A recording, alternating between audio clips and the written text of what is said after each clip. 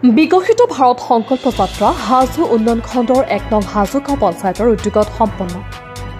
হাজো উন্নয়ন খণ্ডৰ অন্তৰ্গত ১ নং হাজোগাঁও পঞ্চায়তৰ উদ্যোগত আমাৰ সংকল্প বিকশিত ভাৰত যাত্ৰা এই উদ্দেশ্যৰে বিশেষ সভাখন অনুষ্ঠিত কৰা হয়। আমাৰ সংকল্প বিকশিত ভাৰত যাত্ৰা বিশেষ সভাখন হাজোৰ হয়গ্ৰীব মাধৱ মন্দিৰৰ বাকৰিত অনুষ্ঠিত হোৱা উক্ত সভাত খেল মহাৰণৰ পঞ্চায়ত ভিত্তিৰ বিজয়ী প্ৰতিযোগীসকলক পুৰস্কাৰ প্ৰদান কৰা হয়।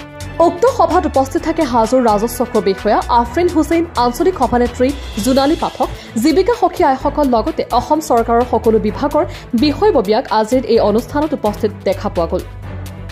হাজোৰ পৰা কমলাকান্ত দাসৰ ৰিপৰ্ট, প্ৰতিদিন লাইভ।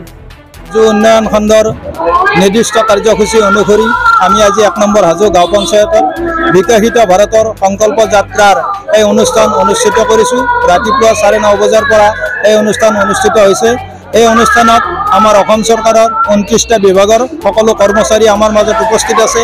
আনহাতে মোদী ডাঙৰীয়াৰ যি সফলতা, এই সফলতা প্ৰচাৰৰ কাৰণে যি বাহন, এই বাহনখনো আহিছে। এই বাহনৰ জৰিয়তে আমাৰ তেখেতৰ যিবিলাক ভাল কাম বা ৰাইজৰ মনত সোমোৱা কাম, এই কাম সম্পৰ্কে পৰিচালিত কৰাৰ কাৰণে, এই ৰাইজৰ মাজত সজাগ কৰাৰ কাৰণে, এই প্ৰচাৰ কৰাৰ কাৰণে আমাৰ মাজত গাড়ীৰ জৰিয়তে, টিভি স্ক্ৰীণৰ জৰিয়তে ৰাইজক দেখুৱাইছে। বিশেষকৈ উজ্বলা গেছ আঁচনিৰ জৰিয়তে কেনেকৈ ৰাইজ উপকৃত হৈছে, PM কিষাণৰ যি ৬,০০০ টকা বছৰি পায়, এই কেনেদৰে উপকৃত হৈছে, ঘৰে ঘৰে জল, ঘৰে ঘৰে নল, এই আঁচনিবিলাকৰ জৰিয়তে কেনেদৰে উপকৃত হৈছে, এই বিভিন্ন চৰকাৰী ঘৰ আমাৰ পঞ্চায়তৰ জৰিয়তে যিবিলাক চৰকাৰী আৱাস যোগান ধৰা হৈছে, এই সকলোবিলাকৰ সম্পৰ্কে বিতংভাৱে তেখেতসকলক বুজাই দিছে ৰাইজৰ মাজত আৰু সজাগতাৰ সৃষ্টি কৰিছে।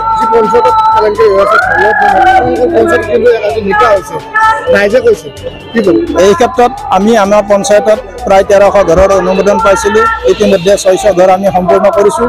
কোনো ধৰণৰ আমি দুৰ্নীতিত লিপ্ত কৰা নাই। যিমান পাৰোঁ আমি সুন্দৰভাৱে ৰাইজক সকলোখিনি পইচা উলিয়াই দি কাম কাজ কৰাৰ কাৰণে আমি সহযোগিতা ৰাইজৰ পৰা পাইছোঁ।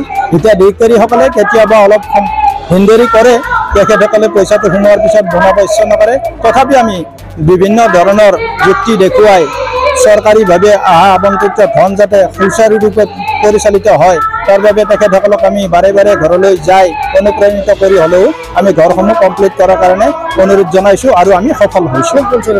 আমাৰ ১ নম্বৰ হাজো গাঁও পঞ্চায়ত এইখন, ইয়াত বিভিন্ন ধৰণৰ কাম কাজ খুব নিয়াৰিকৈ চলি আছে।